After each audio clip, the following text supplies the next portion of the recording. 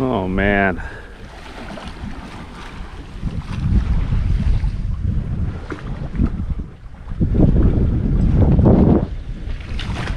It is so beautiful out here. It's really mellow. It's still really mellow. It's been this way for the last few hours, but I have no complaints, no problem. We're sailing along at about 3 knots. The wind came a lot more northerly, so we're sailing at like a close reach right now, sailing more higher into the wind than we anticipated with the weather report, but that's totally fine. The sea state is just absolutely mellow. The water's beautiful. Blue skies, temperature's great. Charles, our hydro vane, is just doing all of the work, steering beautifully in this light wind. We're just kicking back. Ruth is doing some editing down below. I actually just went to sit down on the quarter berth really quick and totally conked out for a little bit, so that's good. I just got up and slammed a cup of coffee down. Point the bow towards the horizon, and yeah, a few days be somewhere in Baja and figure things out when we get there. I'm 100% content with being right here right now though.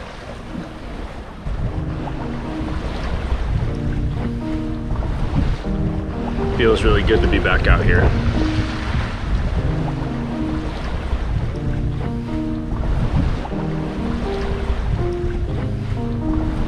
And Red Aviva's just been sailing so beautifully today.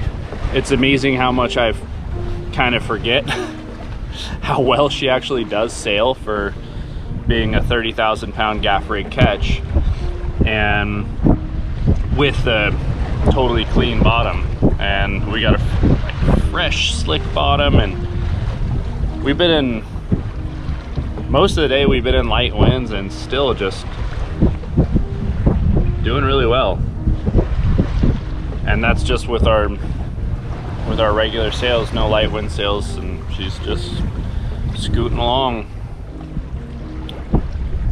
It's really nice. I could definitely be out here for a while. How's your office today? It's actually really pleasant. I've edited in way worse conditions, anchored in La Cruz. That absolutely is not really an anchorage. I mean, we're just have the slightest little sway down here with the one side of the butterfly hatch open. It's kind of acting as a wind scoop. And honestly, I think it's way better. Oh, even in Punta Mita yesterday, which was really nice, but I mean, we're still rolling side to side more than this. It's actually pretty ideal. Yeah. And there's nobody around, so guess what? I'm naked.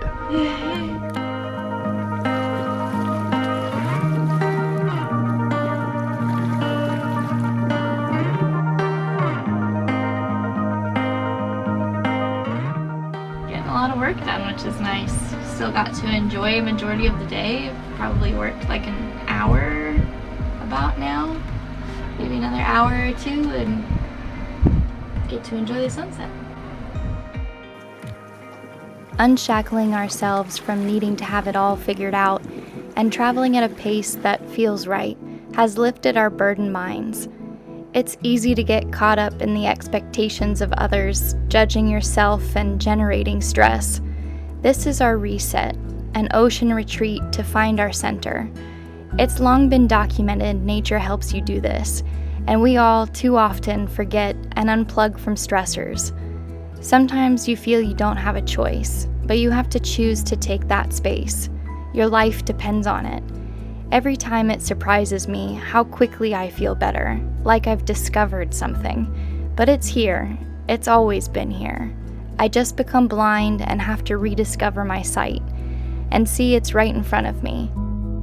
It can be hard and not clear right away, but we have this amazing life, and it would be a shame to not realize it. We all have the power to change, and sometimes perspective is all we need to adjust.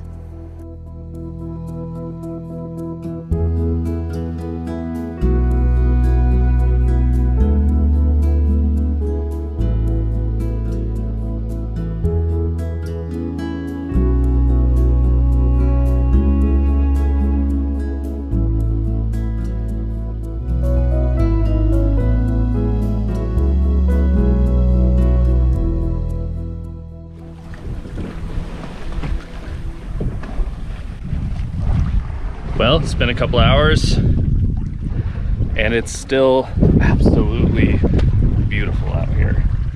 It's a bold statement, but I think this might be the most pleasant day at sea I've ever had. Ooh, it's just been, bold statement.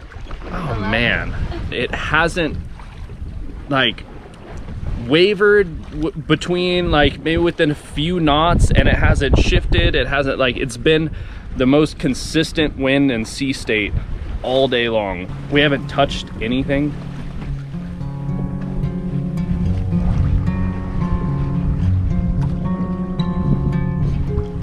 The way the sun, now that it's lower, is just making the whole ocean sparkle.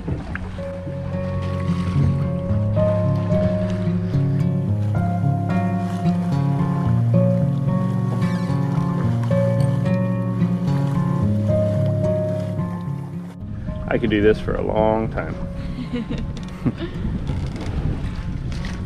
Yeah, we knew that we had to leave and sail, and that is ultimately why we decided to go north again. And we still don't know our ultimate heading. We've got about...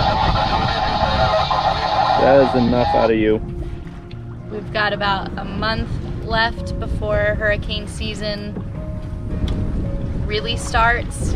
Most hurricanes are kind of like August onward.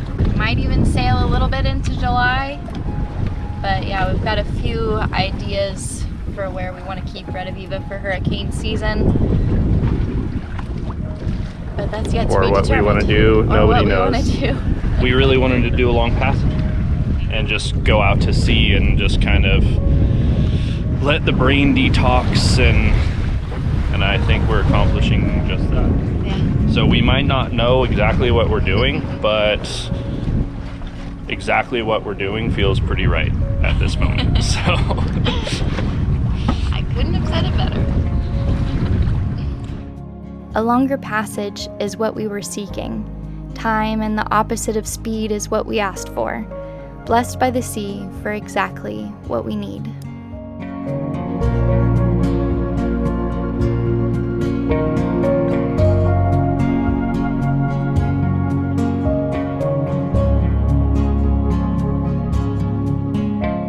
Ruth and I just took some deck showers, and sun's going down and wind's still here, but it's gonna be gone soon, I think. So we're like 20 nautical miles offshore, so I think we're just gonna heave to for the night. We could motor, but it's so nice and pleasant out here, and we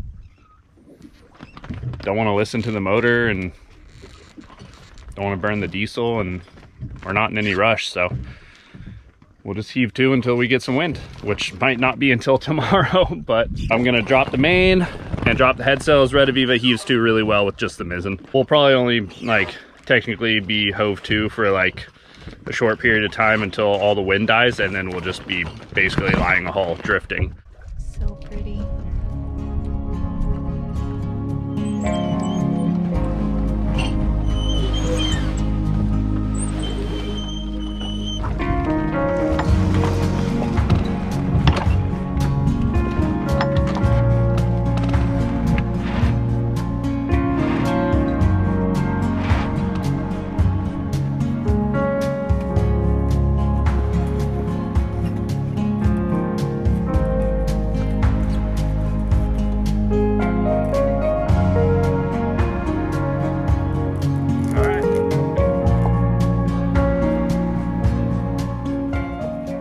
are.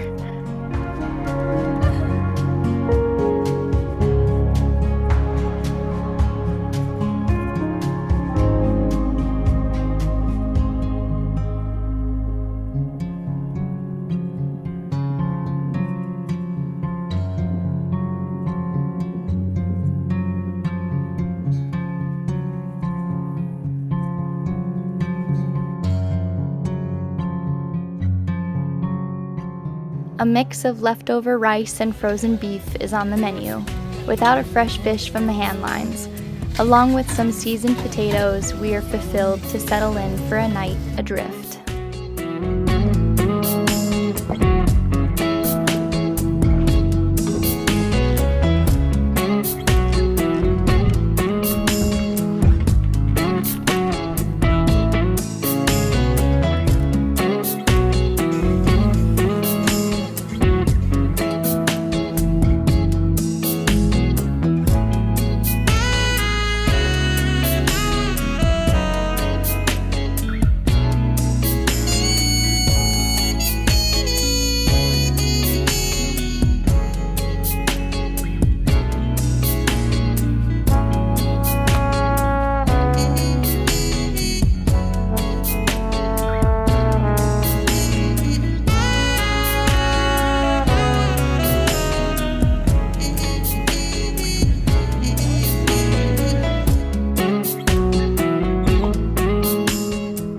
In about 11 hours, we traveled 30 miles, with an average of 3.4 knots.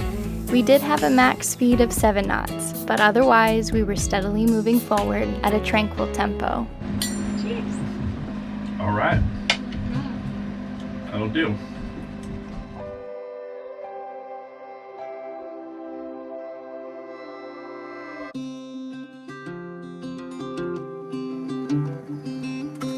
The sun reappeared, now on the starboard side.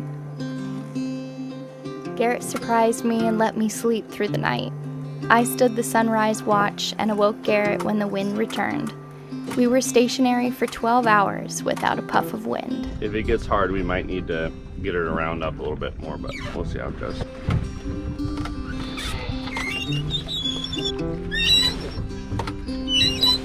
It's gonna be a little hard to pull up with some wind in it, but yeah, just hold there. We'll let her come up into the wind. Those little squirrel muscles to work.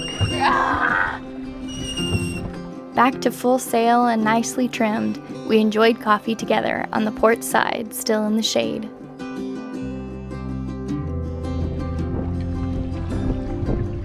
Hove to all night last night, and it was super calm, very mellow. Within a short period of time, the wind died completely, so we were pretty much just lying a hull. Which means just sitting, squatting. Like bobbing around. Like a duck on a pond. Bobbing around out on the sea, but the ocean was super calm. Moments like this I fantasized about, wondering what's over that blue horizon, relaxed next to my soulmate.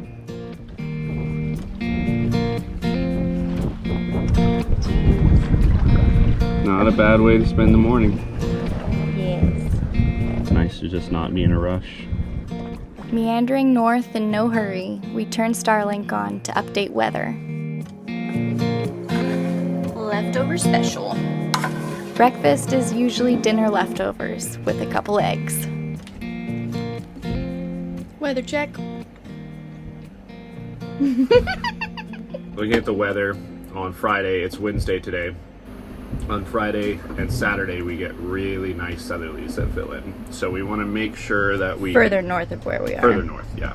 So we just have to make sure, I mean, we should have plenty of time, but we have to make sure that we're that far north by the time those fill in, because that's going to be our crossing window. Motor for a few hours until the wind picks up. Well, we're like 20 miles offshore or something like that, but we're going to keep kind of paralleling the coast on our way up, and then when those southerlies fill in, then we can kind of bear off towards Baja and then be on a broad reach, which would be better, because if we just drew a straight line from here and motored, we could totally do that, but then we'll be more like dead downwind, which is fine, but broad reach will be better sailing. More comfortable, faster.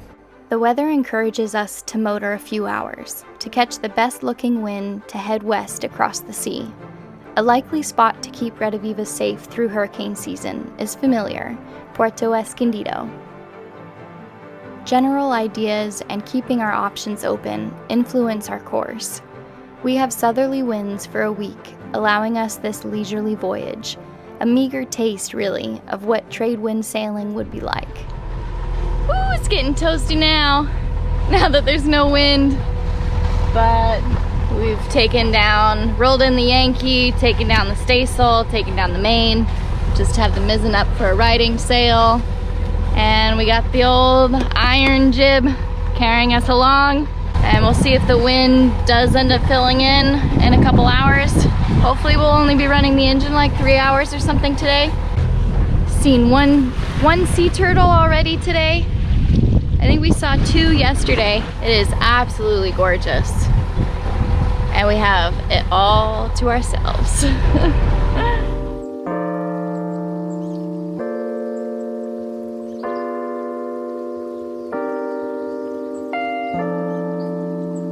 Fish on! Fish on! What are we dragging? There's a knife in one of those. Ooh, I think I didn't jam my hand into it. Yeah. Ah.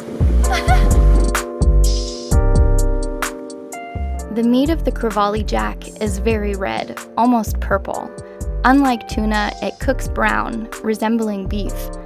Not many people like it, similar to skipjack, but it's edible and this guy was fatally hooked. We haven't had this fish in years and are curious to reacquaint our taste buds.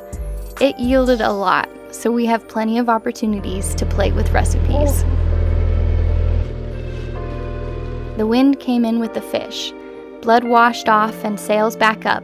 Redaviva galloped again under the power she was intended to move by.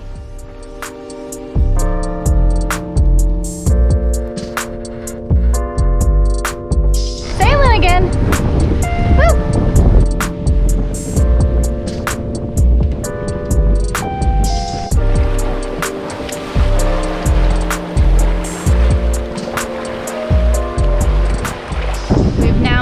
The other side of the boat now that we're on a different tack.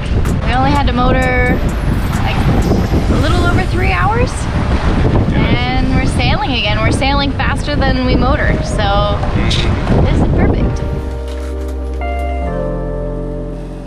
Garrett's gonna try our first rendition of cooking up the Crevalle jack.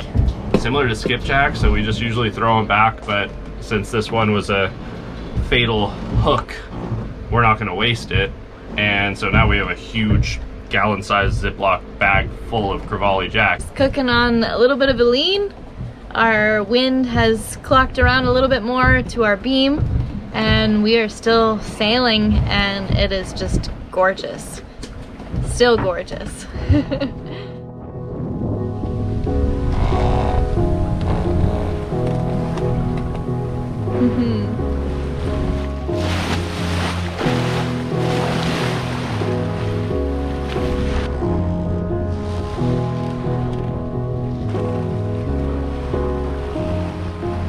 This angle we can't really run Charles, but our little electric autopilot's keeping up really nicely. Fresh fish for lunch. Beautiful looking meat. It does look really nice. I mean, it's not as dark as skipjack. We've got this really great dark sauce from one of the seafood restaurants in La Cruz. And I think if we marinate it in that, it's got some really good spice in it. I don't even know what they put in this sauce, but it's addicting. I think that if we marinate that and just simple over rice, it's gonna be really good. The first version is always fairly simple to really taste the flavor. Definitely comes out looking like steak. First impressions. It's not the best. It's not terrible. Definitely not the best. It needs flavors. Wasabi and soy sauce were needed. My palate was confused. My eyes tell me land, but my taste tells me sea. they're so plentiful. Like, we've hooked so many of them that we haven't kept.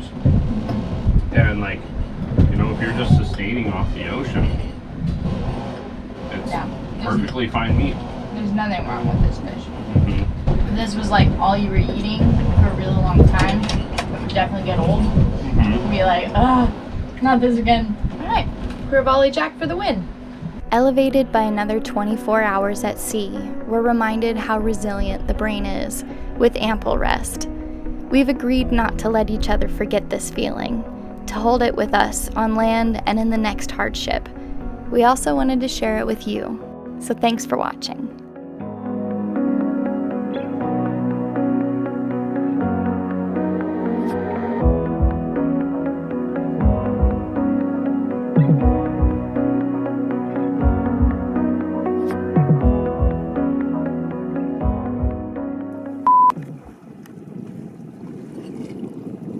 How stupid does my hair look, by the way? It doesn't, Sick. because it's behind your head. Sea squatch. I'm cinematic AF. Stand normal. Stand like